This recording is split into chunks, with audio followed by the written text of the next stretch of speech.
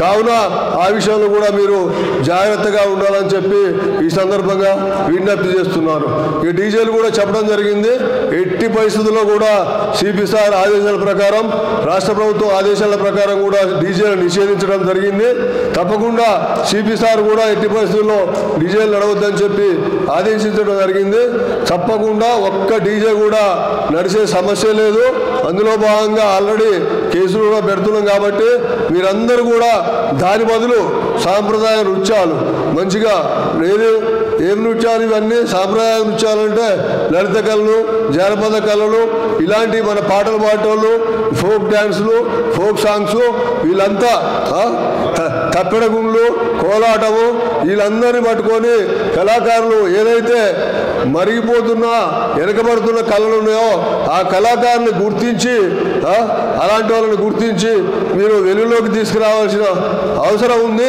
వాళ్ళకు కూడా మీరు ఉపాధి కల్పించినట్టు అవుతుంది. కాబట్టి అసలు మన డీజేలు మన సంస్కృతే కాదు కాబట్టి మీరు డీజేల వైపు మళ్ళకుండా గణేష్ ఉత్సవ సమితి కూడా డీజేల విషయంలో వాళ్ళు కూడా మేము కూడా డీజేల్ని నిషేధించినాం, మేము కూడా ఎంటర్టైన్ చేయమని వాళ్ళు గట్టిగా కూడా చెప్పడం జరిగింది. కావున మీరందరూ సుశిక్తంగా చాలా మంచి యువకులని భావిస్తున్నాను.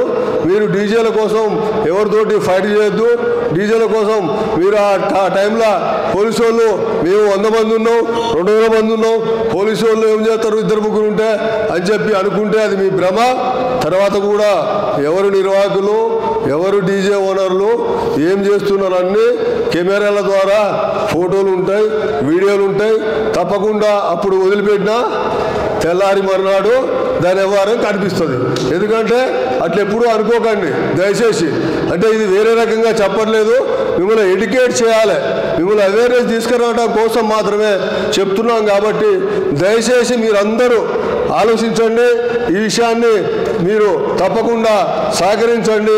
డీజే రహిత ఊరేగింపులు మనం కొనసాగించి పర్యావరణ రహిత మనం ఈ బ్యాండ్స్ని వాటిని కూడా మనం ముందుకు తీసుకొచ్చి తప్పకుండా నిమజ్జనము మనం ఘనంగా చేసుకుందామని చెప్పి ఈ సందర్భంగా విజ్ఞప్తి చేస్తున్నాను.